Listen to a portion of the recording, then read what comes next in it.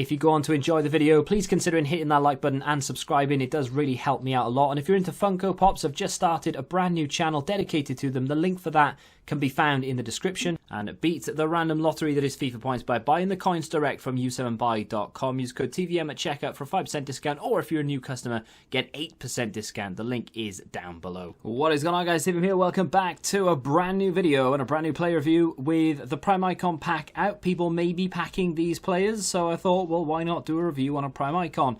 Maybe one or two to come over the next couple of days as well. If you've got any requests of any Prime Icons, or even moments for that matter, feel free to let me know in the comments and I'll get to it. We're going to do some Team of the Season predictions very shortly as well. But with that being said, 91 Patrick Vieira. Of course, if you have packed him through the SBC, I'm pretty sure you don't need a review to tell you that he is going to be absolutely banging. But yeah, here we are. Very expensive card, between 2 and 2.3 million. Don't even ask me the price on PC. Closer to 3-4 million, because the PC market for icons, absolute trash. But yeah, between 2 and 3 and 2.3 million is a lot of coins. That's a ridiculous amount of money to spend on a card that, you know, on paper, he's not bad, but he's definitely not up there with some of the cards that have been released. You know, Renato Sanchez, if you compare him to this Vieira card, kind of, you know, does him dirty a little bit. You know, that Renato Sanchez card is a very good card compared to this Vieira. Well, I mean, it's a very good card anyway, but you know what I mean? When you compare them, 3-star, 3-star, high defensive work rate, medium attacking, high and average body type, 6'4", which is a mammoth height. And then, of course, you've got medium pace, you know, mid-80s. Decent shot power, long shots, not bad.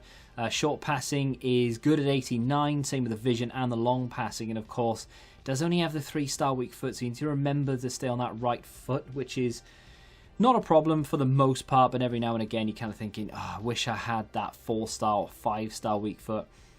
Poor agility, poor balance, both 74 and 70, not great. 89 reactions and ball control with 85 dribbling and 91 composure. That's a big stat. Speaking of big stats, we have nothing but big stats coming up. So all of the defending stats are up there. You know, 94 interceptions, 94 stand tackle, 87 slide tackle. Not too bothered about the heading at 83 because he's 6'4". He wins most headers anyway. And I'm all right with the accuracy being quite low. As long as he can get it out from wherever it is. I'm not going to cross into him or anything, so that's fine.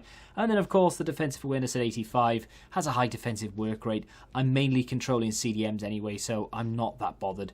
I'll be in control. And then, of course, his physicals are absolutely mind-bending. 93 aggression, 90 strength, 94 stamina. Only the 81 jumping, like I said, but he's 6'4", so he's going to win every header anyway, unless he's up against someone else who's 6'5" with slightly better jumping or whatever. But either way, really good card in terms of a CDM-esque player. You can obviously use him as some sort of like box-to-box or whatever, but more than anything else, I would want to use him as a CDM, and that's exactly where I used him. I stuck a catalyst on him to try and boost up that passing, but also to give him that pace.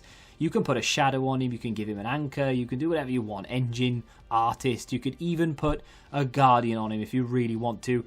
Doesn't make a blind bit of difference, because whatever you give him, he's just going to just be that much better. He's one of those cards that it doesn't need to be good on paper, just is good in game. And it's the same every single FIFA with Vieira. Like, I'm not saying he's not good on paper. What I mean is, he really is that good. You know, like I didn't really have to worry about defending. I mean, okay, I'm not, you know, going games without conceding goals because one man can't defend the entire thing. But at the same time, I wasn't worried too much.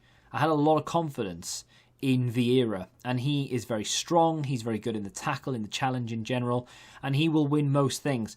Obviously, the way that most people defend, myself included this year and last year actually, is just to control the CDMs, make sure that you're cutting off as many passing lanes as possible, and then obviously to try and stop the attack getting to the centre-backs. And when you take control of Vieira, he is a little bit on the sort of sluggish side when it comes to his agility and his balance, obviously going to let him down. His pace, it's okay, but it's not crazy high, so he is not going to feel that fast, and he doesn't. But he can wrap his legs around anyone, and he can get that ball clear very comfortably. Whether you make it a challenge from essentially behind, or whether you're making it from the side, the front, whatever, he will win that ball. And he doesn't give up either. He gets straight back up again, and you can go forward, win the ball back eventually like we do here, and then bang, Maradona scores, and he makes it 2-1. And all of a sudden, from nothing, you have created a goal. This guy was really annoying me because he was passing it round the back the entire first 7 minutes. That's the first touch of the ball where Vieira clatters into our opponent. Maradona plays it forward to Ronaldo. Wait for it, bang, and it's in the back of the net. And we just had to go celebrate in his face. I say we, just me. But the reason I did that was because he was, honestly, go back to the goalkeeper, and then he was going to the centre-backs, and then he was going to the full-backs, and it was for 7 minutes just passing it around the back. I put the controller down. I was like, what is this guy doing? And then we just nicked the ball and scored. I was very satisfied with that goal. And of course, Vieira started it with a slide tackle. Absolute crunching slide challenge as well. He's really good at auto blocks. I know a lot of cards will auto block, regardless. But Vieira does get a lot of auto blocks in on the edge of the area. Just sticks a leg out and intercepts things and blocks things that he really doesn't have any right to block or intercept. Passing for the most part, as you can see, very clean and crisp if you can hit it on the stronger foot. Wouldn't necessarily recommend to hit it with the weaker foot. There was the auto block. Not that I had an awful lot of bad experience with the weak foot, actually. I'm moaning about it, but to be fair, I don't remember one misplaced pass from him on his weaker side.